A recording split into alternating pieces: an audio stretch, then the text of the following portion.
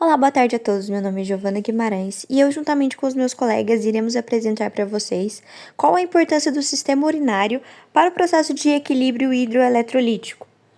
Como que está organizada, a distribuição do nosso trabalho. Primeiramente, nós daremos uma introdução do sistema renal, explicando um pouco mais da anatomia, histologia, fisiologia integrada. Depois, nós explicaremos como que funciona a regulação do equilíbrio de água, sódio, potássio, fosfato, cálcio e magnésio, como os comportamentos eles podem afetar, na homeostasia hídrica e eletrolítica, como que acontece o controle integrado da osmolaridade. Concluiremos nosso trabalho, apresentaremos para vocês as questões e também mostraremos quais foram as referências utilizadas. Falando um pouco mais da introdução, eu gostaria de explicar qual que é o processo, do sistema renal dentro da homeostasia hídrica e eletrolítica, qual que é a importância disso em si. A gente sabe que quando a gente se alimenta ou quando ingerimos líquidos, nós colocamos para dentro do nosso corpo quantidades consideráveis de água e eletrólitos, como potássio, cálcio, magnésio, sódio. Dessa forma, muitas substâncias elas não são utilizadas naquele momento pelo nosso corpo e elas precisam ser excretadas com o intuito de não acumularem no corpo e causarem algum prejuízo à homeostasia. Nesse sentido, entra o sistema renal, que vai fazer esse processo de filtragem do sangue para poder retirar excessos de água e de eletrólitos que podem estar ali presentes. Mas ele não é o único responsável por esse processo. A gente vai ter também os mecanismos comportamentais, como eu já expliquei.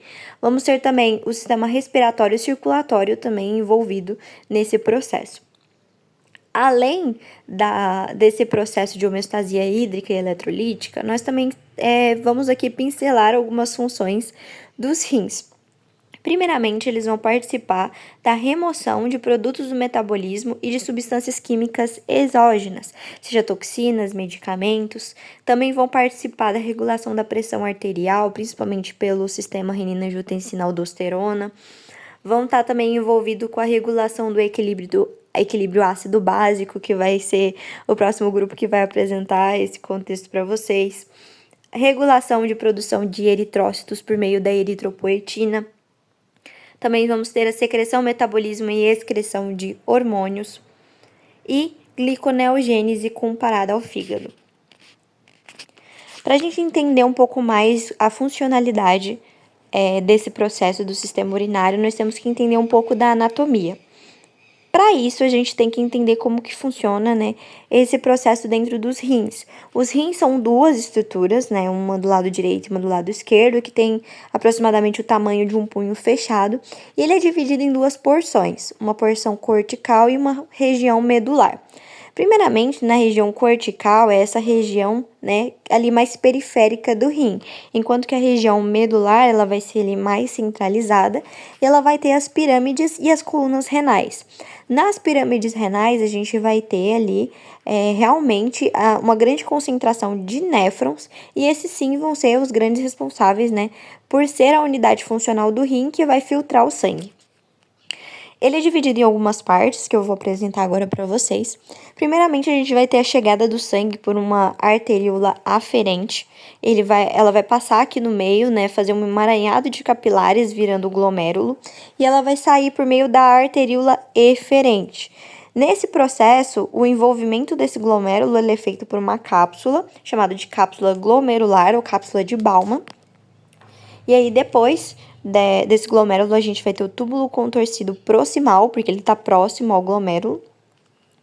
A gente vai ter a alça de Henle, que vai ter uma porção descendente e uma porção ascendente. A porção ascendente, ela é dividida em ramo espesso e ramo delgado, cada um com sua função específica, que a gente já vai entender. O túbulo contorcido distal, ele vai ser ali a porção terminal do néfron, se unindo ao ducto coletor e eles vão ter mais ou menos a mesma função.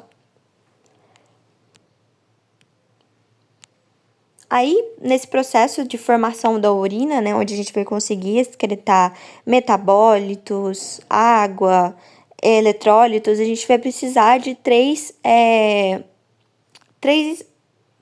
processos básicos, para a formação dessa urina. Primeiramente, a gente vai ter que ter a filtração glomerular, que vai acontecer no glomérulo, obviamente. a reabsorção tubular e secreção tubular, que vai acontecer no túbulo a partir do glomérulo, né? E aí, pra gente entender, eu não vou... Ixi, pulei lá pra frente.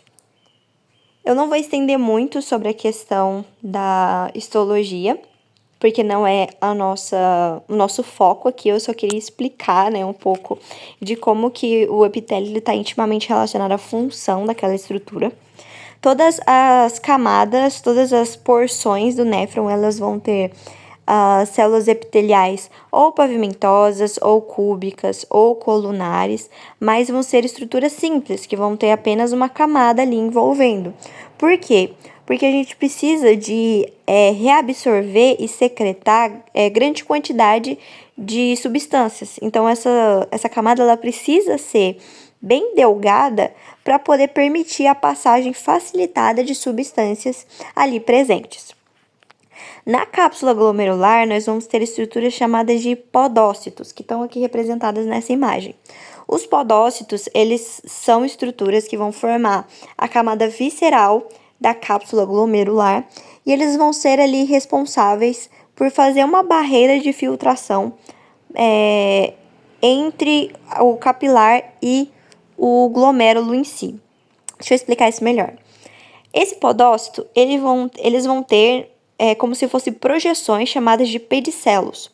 Esses pedicelos, eles vão ser responsáveis ali por fazer a união entre podócitos e pedicelos vizinhos para poder fazer uma barreira de filtração. Então, por onde que vai acontecer, né, a passagem de substâncias do capilar, aqui presente, para o glomérulo em si. Para, no caso, o túbulo contorcido proximal, né, em seguida.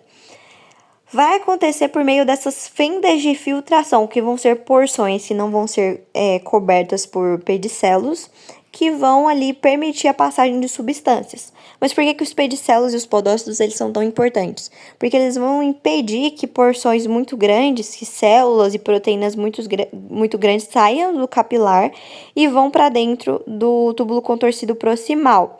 Haja vista que quando a gente tem um processo de lesão endotelial, que a gente fala, por exemplo, no diabetes, a gente vai ter ali uma lesão que pode afetar, né, a estrutura dos podócitos e interferindo, né, ali na passagem de proteínas para a urina. Então, quando a gente tem uma proteinúria, que a gente fala que é um processo de excreção de proteínas que não deveria estar acontecendo, é um grande marcador de lesão endotelial. No túbulo contorcido proximal, as células elas vão ser cúbicas simples com microvílulos. Por que vão ter microvílulos nessa região? O túbulo contorcido proximal vai ser a estrutura que vai conseguir jogar para fora todas as estruturas que foram ali diluídas no plasma, mas que precisam retornar para o nosso corpo porque elas serão utilizadas posteriormente. Já vou explicar isso melhor. A alça de Henle, ela, como eu já expliquei, vai ter um ramo descendente e um ramo ascendente. Sendo o ramo descendente e o ramo ascendente, na porção delgada, né, tendo a mesma estrutura epitelial. No caso, vai ser um epitélio pavimentoso simples, que também vai permitir ali, né, a passagem principalmente de água.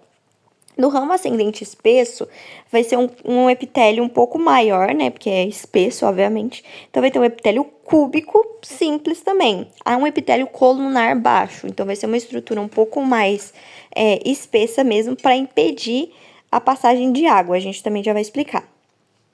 Mácula densa e células justaglomerulares. Isso aqui é muito interessante. Vou mostrar aqui para vocês, nessa imagem, a gente tem aqui uma representação de um glomérulo, né? A parte inicial do néfron. Aqui nós vamos ter a artéria aferente, que vai ter essas células aqui mais esbranquiçadas nessa porção, que vão ser as células justaglomerulares. Quando a gente fala de células justaglomerulares, a gente já lembra da função delas de produzir renina. A renina, ela é uma enzima relacionada à conversão de angiotensinogênio e angiotensina 1, que consequentemente vai virar angiotensina 2. e essa angiotensina 2 está relacionada com o mecanismo de regulação da pressão arterial. Então, o que a mácula densa ela vai fazer? A mácula densa ela vai ficar mais ou menos nessa região aqui, e a mácula densa ela vai ter receptores de cloreto de sódio que vão ali passar informações para as células justaglomerulares. Por quê? Porque alterações na concentração de cloreto de sódio muitas vezes pode ser um marcador de diminuição da pressão arterial. Então, se a gente precisa aumentar a pressão arterial, a gente vai ter que produzir angiotensina 2. Para esse processo acontecer, a mácula densa fica ali bem próxima da porção onde vão ter as células justaglomerulares da arteríola glomerular aferente, para poder fazer esse processo, né, de repassar as informações de maneira facilitada. No túbulo contorcido distal, nós vamos ter células principais e células intercaladas, logo a gente já vai saber o que cada uma faz. E nos ductos coletores, nós vamos ter um tipo de epitélio colunar simples, também às vezes relacionada com a reabsorção de água, quando a gente tem a presença da vasopressina, que também vai ser explicado lá para frente. Então, o que é absorvido e secretado em cada porção do néfron? Então, vamos aqui por partes, né? Eita. Pera lá. Eita. Aqui, ó. Primeiramente, a gente vai ter a entrada, né, do sangue pela arteríola glomerular aferente, que vai passar ali pelo glomérulo. E lá no glomérulo, essas estruturas, como eu já falei, vão ser levadas do glomérulo para o túbulo contorcido proximal.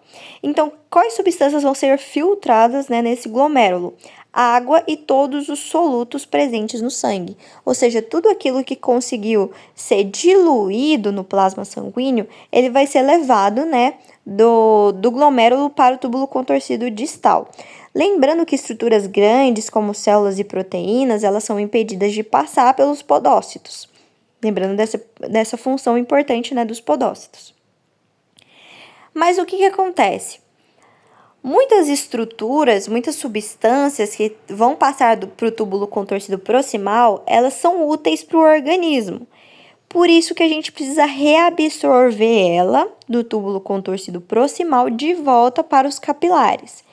E aí, dessa forma, a gente vai ter que passar por esse epitélio simples, né, simples cúbico, com microvilosidade, que vai fazer esse processo, né, de aumentar a superfície de contato, vai passar principalmente água por osmose, sódio por bombas de sódio e potássio por difusão, que a gente sabe que as membranas celulares elas são bem permeáveis ao potássio.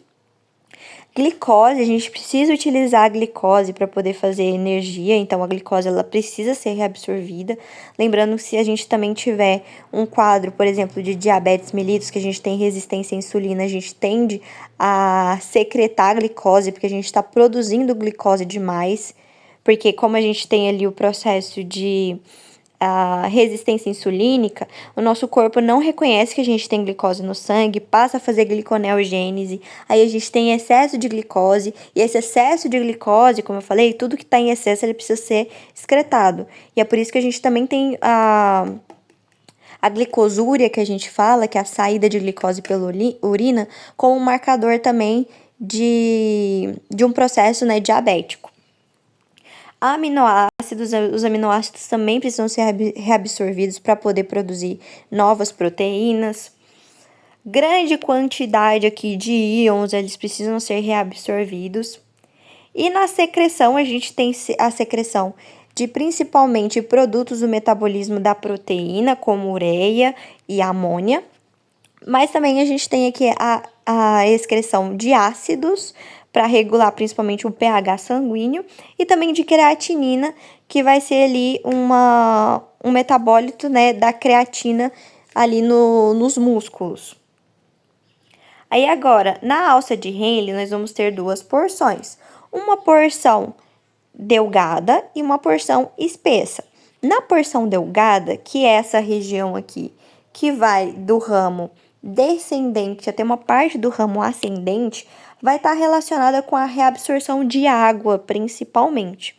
Enquanto que essa porção aqui espessa, ela vai ser pouco permeável à água, e por isso que nessa porção a gente vai ter muita reabsorção de íons e de eletrólitos, né? Como a gente consegue perceber aqui na tabelinha. E a secreção, a gente vai ter a secreção principalmente de ureia nessa porção. Agora aqui, na parte inicial do túbulo contorcido distal, a gente vai ter uma grande reabsorção de eletrólitos importantes para o nosso corpo, principalmente o sódio, o cloro e o cálcio. Estimulada, né, o cálcio principalmente pelo paratormônio, que é um hormônio produzido pela paratireoide, né, relacionada ali com a reabsorção realmente do cálcio. Na parte final do túbulo contorcido distal e do ducto coletor, essa porção ela vai ser muito estimulada pelo ADH. Quando a gente tiver ali um processo, principalmente de diminuição de pressão arterial, a gente precisa ter o aumento da reabsorção de água para poder aumentar a pressão. Então, o ADH ele vai estimular principalmente a parte final do túbulo contorcido distal e do ducto coletor a fazer a reabsorção de água. Se não tiver ADH, essa porção é quase impermeável à água. A gente também vai voltar a ter reabsorção de sódio, de bicarbonato e de ureia. Lembrando que o bicarbonato ele vai ser trocado pelo H+, por isso que a gente vai ter a reabsorção de bicarbonato e a excreção de H+. E muitas vezes a reabsorção de sódio, ela vai envolver as bombas de sódio e potássio, por isso que a gente vai reabsorver sódio e excretar potássio. E essa aqui é o geralzão, né, de como que acontece a reabsorção e excreção dentro do néfron.